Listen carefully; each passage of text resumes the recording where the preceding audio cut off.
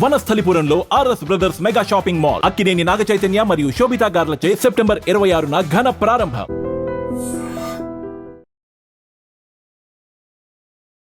Weekend వచ్చిందంటే చాలు పూర్తిగా హైదరాబాద్ కి సంబంధించిన ఫామ్ హౌసెస్ ఎస్పెషల్లీ మొత్తం అసాంఘిక కార్యకలాపాలకు అడ్డగా మారుతున్నాయని చెప్పొచ్చు. ఎందుకంటే రంగారెడ్డి జిల్లా మొయినాబాద్ లో ఒక ఫామ్ హౌస్ లో ఆదివారం పూట మైనర్లు డ్రగ్స్ పార్టీ చేసుకున్నట్టుగా పోలీసులకైతే సమాచారం అందింది. పెద్ద మంగళారంలోని చెర్రీ ఓక్స్ ఫామ్ హౌస్ పై పోలీసులు ఆకస్మికంగా దాడి చేశారు. ఆ ఫామ్ హౌస్ పార్టీలో దగ్గర ఒక 50 మంది జస్ట్ ఇంటర్ చదువుతున్నటువంటి విద్యార్థులు ఆ పార్టీకి హాజరయ్యారు అంటేనే మీరు అర్థం చేసుకోవచ్చు ఎంత భయంకరమైన పరిస్థితులు ఉన్నాయి ఫామ్ హౌస్ లో. అట్లాగే శివారు ప్రాంతాల్లో ఉన్నటువంటి ఫామ్ హౌసెస్ అనేది ఇక్కడ స్పష్టంగా మనం అర్థం చేసుకోవచ్చు. పార్టీలో 14 మంది బాలికలు, వీళ్ళంతా మైనర్స్, 34 మంది మైనర్లు.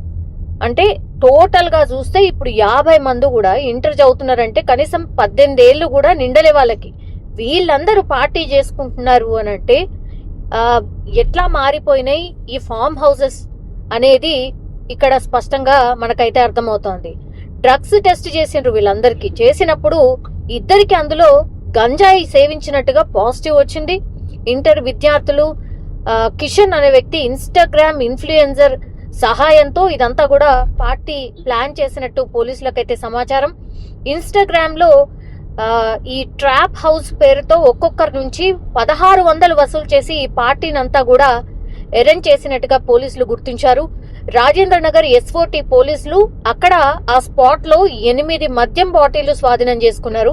అట్లాగే ఫామ్ హౌస్ పూర్తిగా తనిఖీ చేసినప్పుడు అక్కడ భారీగా డ్రగ్స్ దొరికినాయి, గంజాయి దొరికింది, మద్యం కూడా దొరికినటువంటి పరిస్థితి అయితే కనిపిస్తోంది. ఈ ఘటనపై ఫామ్ హౌస్ యజమాని ఎవరైతే ఉంటారో అతను ఆ స్పాట్ లో ఉండడు. ఆయన వేరే వాళ్లకు కిరాయికి ఇచ్చేస్తూ ఉంటారు. ఇదొక కల్చర్ లాగా మారిపోయింది హైదరాబాద్ లో. సో పూర్తిగా ఫామ్ హౌస్ ని యజమాని పేరు ఒకటి ఉంటది, ఆ తర్వాత అక్కడ జరిగే కార్యకలాపాలన్నీ కూడా వీళ్లకు వేరే వాళ్లకు పార్టీ రూపంలో ఇవ్వడం ఇదంతా చేస్తూ ఉంటారు. సో ఇక్కడ ఈ ఫామ్ హౌస్ యజమానితో పాటుగా మరో 4గురిపై అయితే కేసు నమోదు చేసిరు. పార్టీలో పాల్గొన్న ఇంటర్ విద్యార్థుల్ని ప్రస్తుతం అయితే విచారిస్తున్నారు.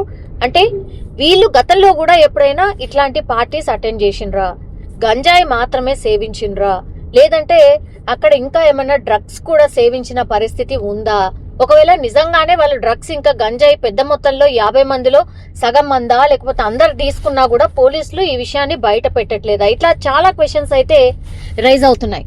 ఇక్కడ పార్టీ జరుగుతోంది, పెద్ద ఎత్తున ఓన్లీ మైనర్లు ఉన్నారు అనేది ఘటన బయటకు వచ్చిన తర్వాత పెద్ద ఎత్తున మరోసారి ఒక చర్చ అయితే స్టార్ట్ అయింది.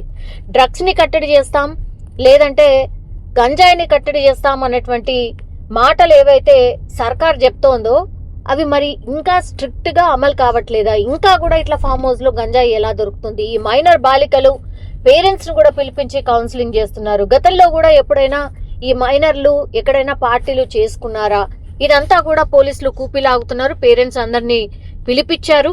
సో ఇదంతా ఘటనకు సంబంధించి పోలీసులు కూడా గోప్యత పాటిస్తున్నారు. ఎక్కడ కూడా ఇన్ఫర్మేషన్ బయటకైతే ఇవ్వట్లేదు. ఎందుకంటే వీళ్ళందరూ కూడా మైనర్స్. సో మైనర్లు కాబట్టి వాళ్ళ ఇన్ఫర్మేషన్ ఎక్కడ కూడా బయటకు రాకుండా కంప్లీట్లీ పోలీసులు కూడా పకడ్బందీగా పూర్తిగా ఈ ఇన్ఫర్మేషన్ బయటికి పొక్కకుండా ఏం జరుగుతోంది, ఏం జరిగి ఉంటుంది అనేది కూడా పూర్తిగా ఇన్ఫర్మేషన్ అయితే తీసుకుంటున్నారు. వాళ్ళకు కౌన్సిలింగ్ చేస్తున్నారు. అండ్ ఒకసారా 2 సార్లా 3 సార్లా ఎన్నిసార్లు ఇట్లా వీళ్ళు ఎక్కడైనా ఇంకో చోట కూడా పట్టుబడ్డారా, ఇవన్నీ కూడా ఎంక్వైరీ చేస్తున్నట్టుగా మనకైతే తెలుస్తోంది. నిజంగా ప్రస్తుతం ఉన్నటువంటి సమాజం దేనికి ప్రయారిటీ ఇస్తుంది? ఆర్థిక సంబంధాల చుట్టూ మాత్రమే తిరుగుతోంది. మళ్ళీ ఎన్నికలంగానే చాలా విరక్తి కలుగుతున్నాం. మంచి అనిపిస్తుంది కదా, లేడీస్ కూడా ఛాలెంజింగ్ జాబ్స్ చేసినప్పుడు చాలా బాగుంటది. ట్రాఫిక్ అసిస్టెంట్స్ గా నియమించిన ట్రాన్స్జెండర్స్ అందరితో సాల్యూట్ చేయించుకుంటున్నారు. ఫుడ్ డెలివరీ ఇవ్వటానికి వెళ్ళినటువంటి డెలివరీ బాయ్ అనిల్ పై కళ్ళ ముందు